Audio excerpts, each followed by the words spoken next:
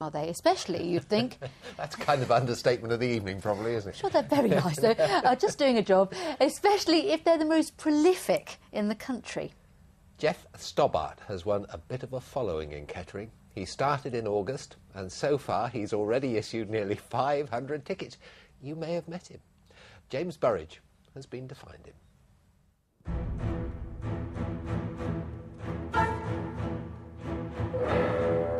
He's been dubbed the human ticket machine, the scourge of the shopper, and yet he's nowhere to be seen.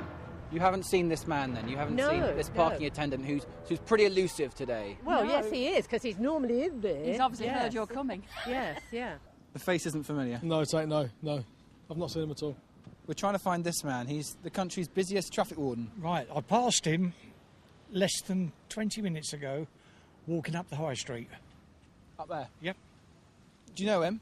No. Have you been caught by him? No, because I've always displayed. He keeps running away. Elusive he may be, but ask around, and Geoff Stobbartt is actually quite popular.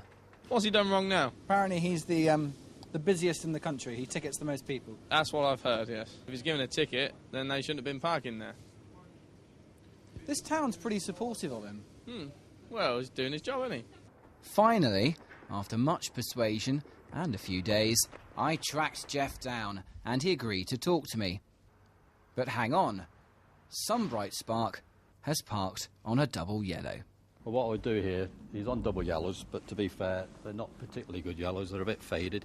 But he's also a resident, and what I would do here, I would go and knock on a couple of these doors here and find out if the resident is in and ask them to move it. You're a very nice man, aren't you? I know I try to be. I know traffic wardens who would easily give someone a ticket for this. Well, I say before, I try to be as fair as I can.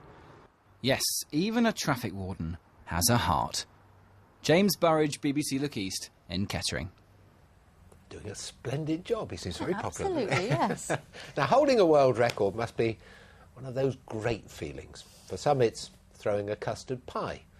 For some, it takes years of training. A man from Norfolk has just broken the world record for the most weight squat lifted in 1 hour. Shaun Jones was also raising money for the British Heart Foundation. Mike Liggins went to watch him do it. He's 48 years old, a painter and decorator by trade, and Shaun Jones knows how to lift weights. 240 kilos just to warm up, enough to turn anyone purple. Just to put that into context, I tried lifting 10 kilos and didn't care for it very much. How you feeling, champ? Pretty good, yeah.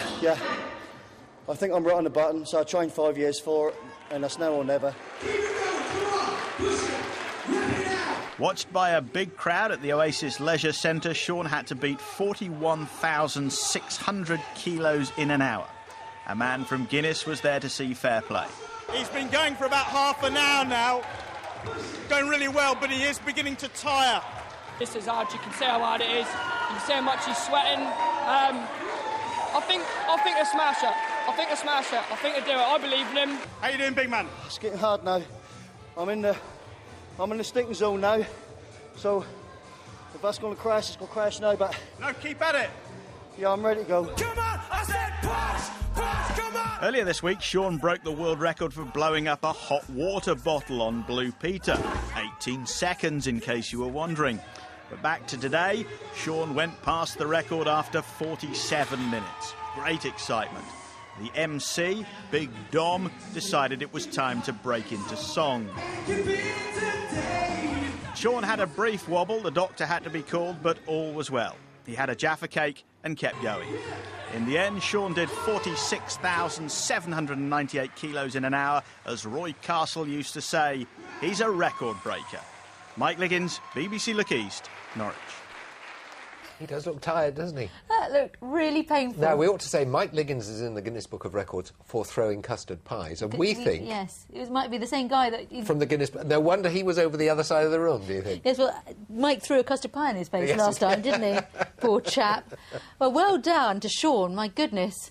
And blowing up that hot water bottle, what an extraordinary thing to do. Anyway... The answer to everything, though, is to eat a Jaffa cake and get you through.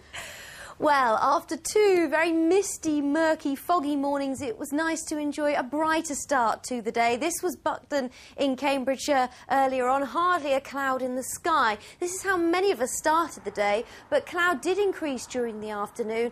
And if I show you the latest radar picture, there it is. Rain has already started pushing in from the west, and some of this is likely to be on the heavy side as it moves eastwards. So we start off tonight cloudy with outbreaks of rain, heavy at times, perhaps around 15 millimetres, so half an inch of rain possible in places.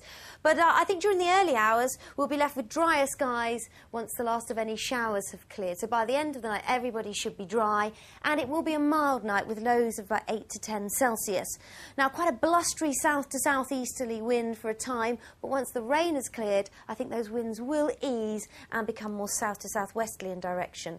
Now tomorrow, a really complicated situation. Looks like this part of the front will push in from the south during the latter part of the morning, and then this tail end of the front will move through during tomorrow evening, both bringing cloud, rain and blustery winds. But it's this bit here that's really going to produce the strong winds. More about that in a moment. So at the moment we start off dry, generally quite cloudy, then sort of mid to late morning the rain starts to spread in, so by early afternoon it should be raining in most parts, but then it should clear away quite quickly. So by 7 o'clock the rain should have gone, it'll be largely dry, and by that time we'll start to see the winds freshening up. Now these are the strongest winds during daylight hours, so a mainly moderate south-easterly for much of the day, but freshening up from the south as the rain starts to pull away to the north, and then the winds will really start to pick up after dark. So during Friday night into the early hours of Saturday morning, we could see winds gusting well as much as 40 miles an hour inland, 50 miles per hour around the coast,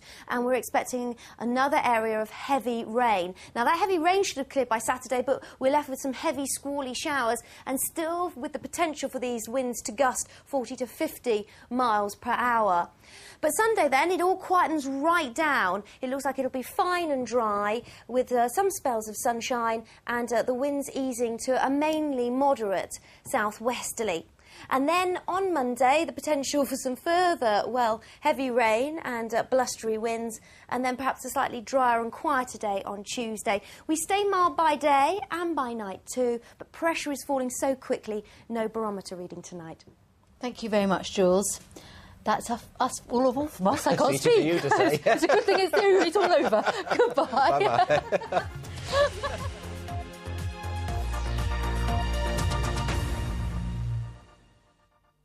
Impressionist John Coleshaw